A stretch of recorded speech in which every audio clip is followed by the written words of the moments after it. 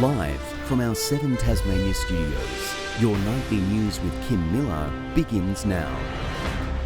Good evening, everyone. First tonight, Tasmania is preparing for the arrival of the first cruise ship since the pandemic shut our borders in March.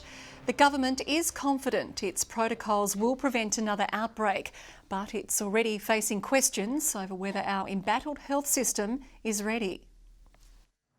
Putting the red light on a virus outbreak. With Tasmanians flocking in droves to the coast, COVID testing will follow them.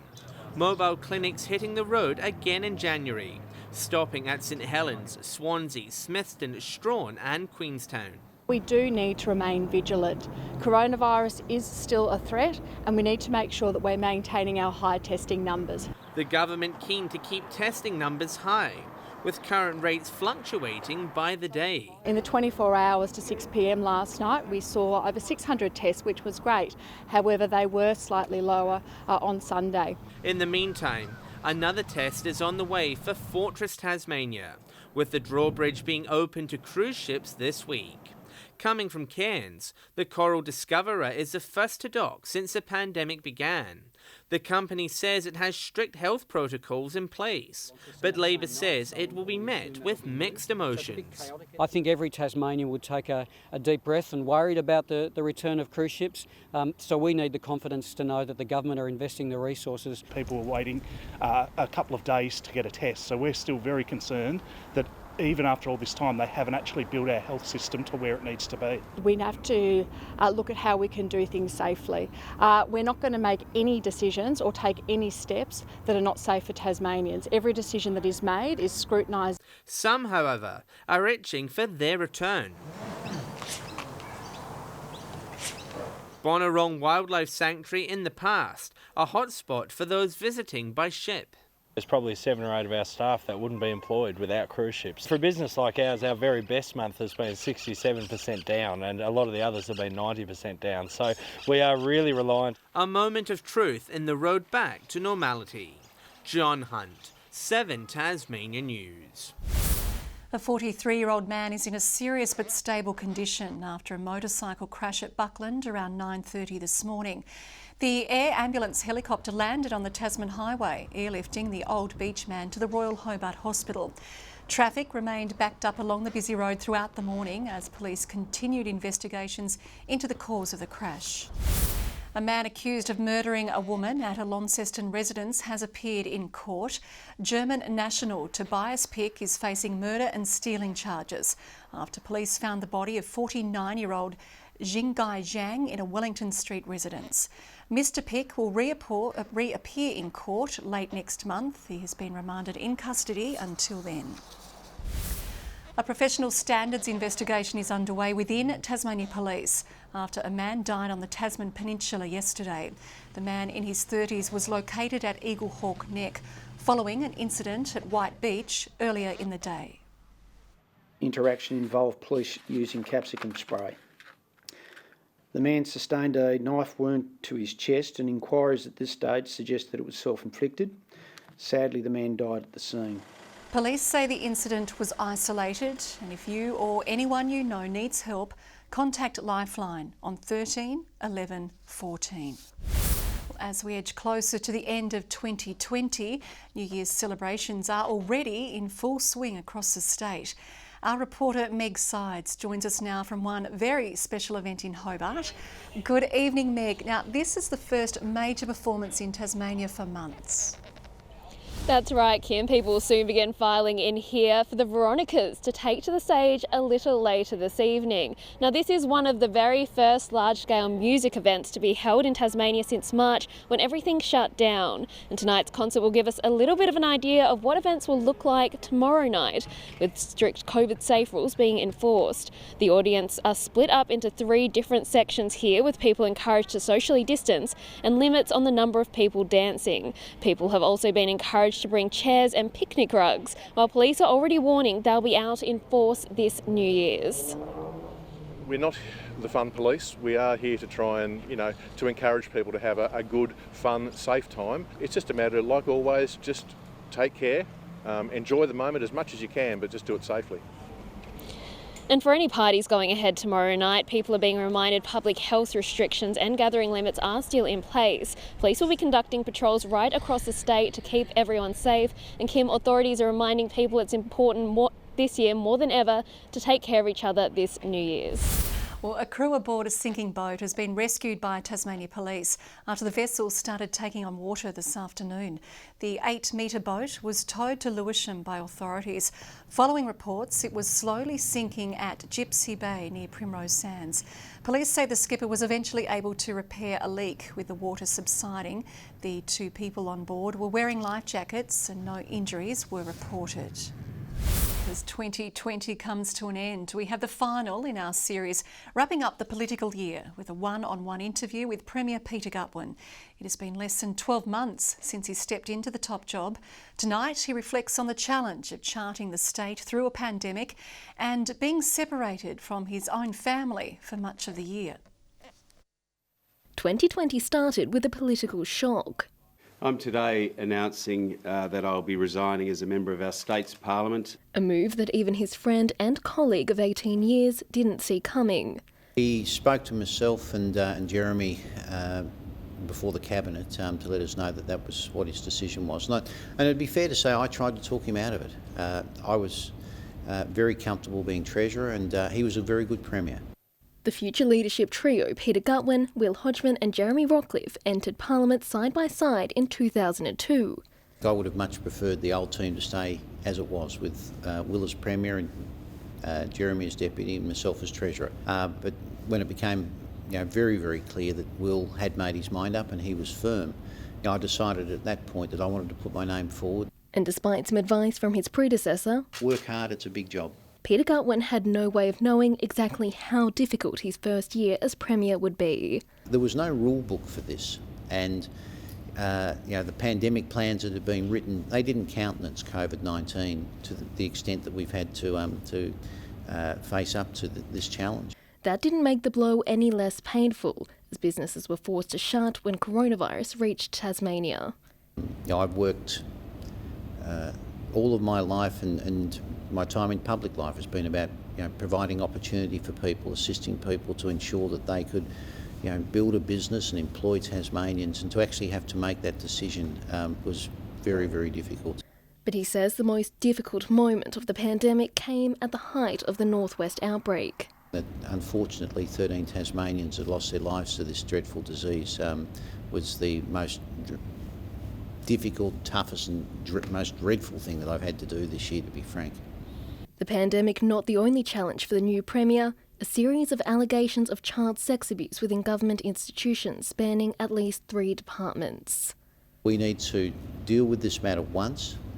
We need to ensure that the steps that we take now put in place the most robust and safe system that we can for our children, and that's why I've called for the Commission of Inquiry.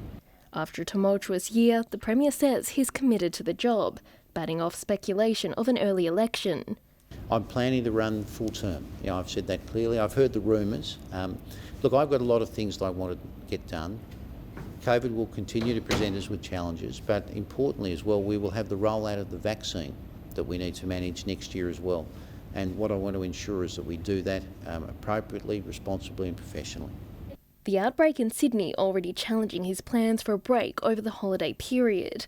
But after a year separated from his family in the north, Peter Gutwein does have one New Year's resolution. It'll be that I need to get some balance there because I haven't seen much of my family at all this year. As Tasmania remains COVID-free, he's grateful for the sacrifices of Tasmanians. As I sit here today, Meg, I could not be prouder of Tasmanians and the way they've held out their hand to people, and regardless of their background or circumstances, worked together to actually get us to this place.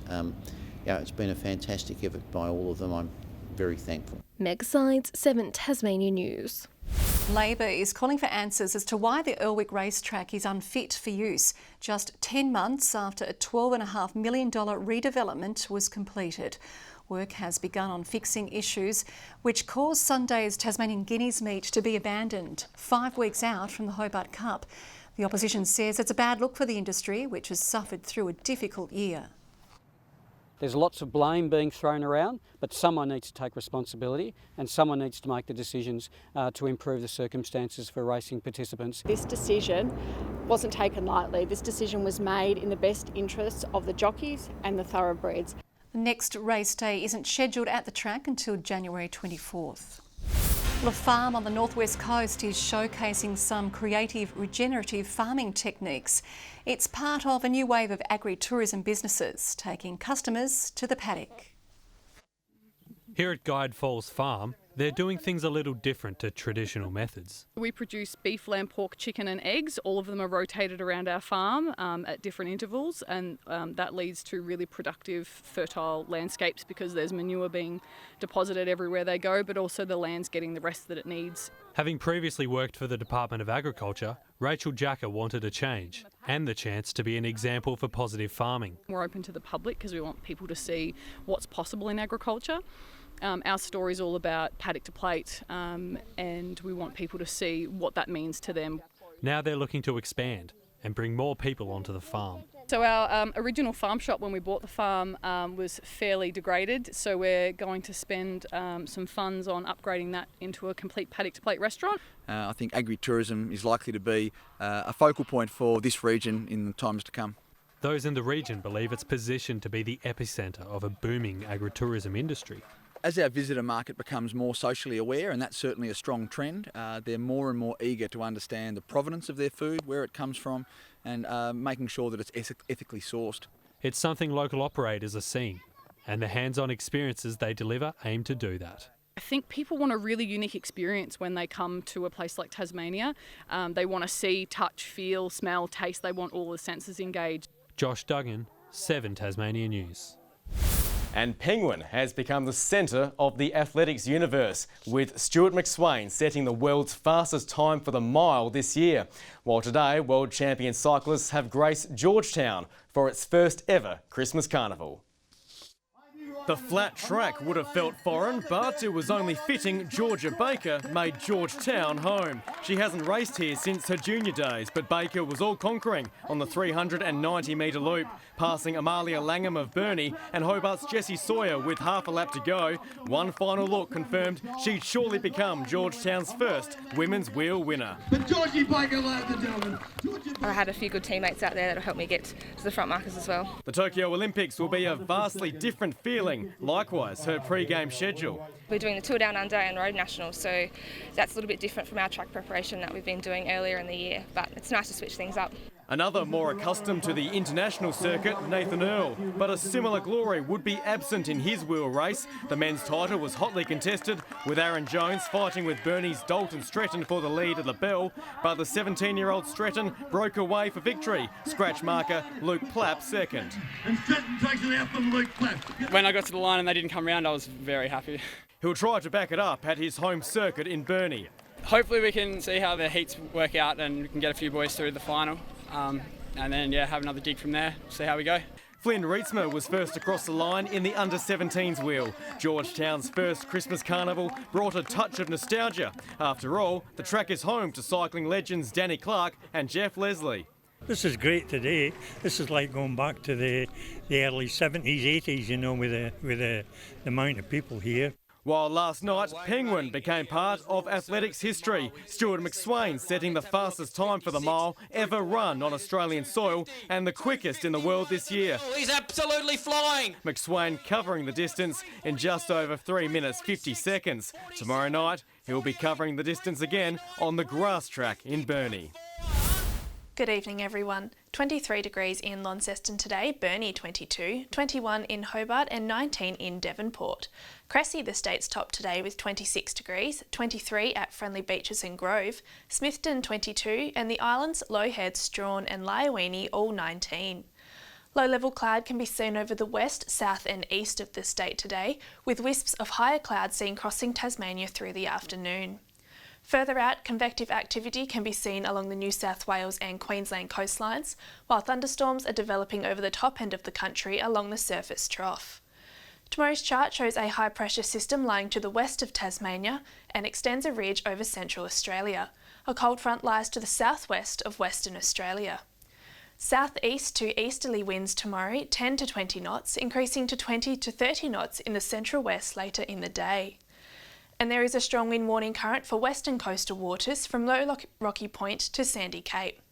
On to the New Year's Eve forecast now. Morning showers and 17 in Hobart and Cygnet tomorrow, 17 in New Norfolk. A shower or two and 22 in Launceston, Devonport 21 and partly cloudy, Campbelltown 19. Partly cloudy and 21 in Burnie and Smithton tomorrow, Strawn a top of 23. And showers in the east with St Helens reaching 19 degrees and 17 in Swansea and Fingal. And the UV tomorrow is extreme across the state with sunset expected at 8:50 p.m.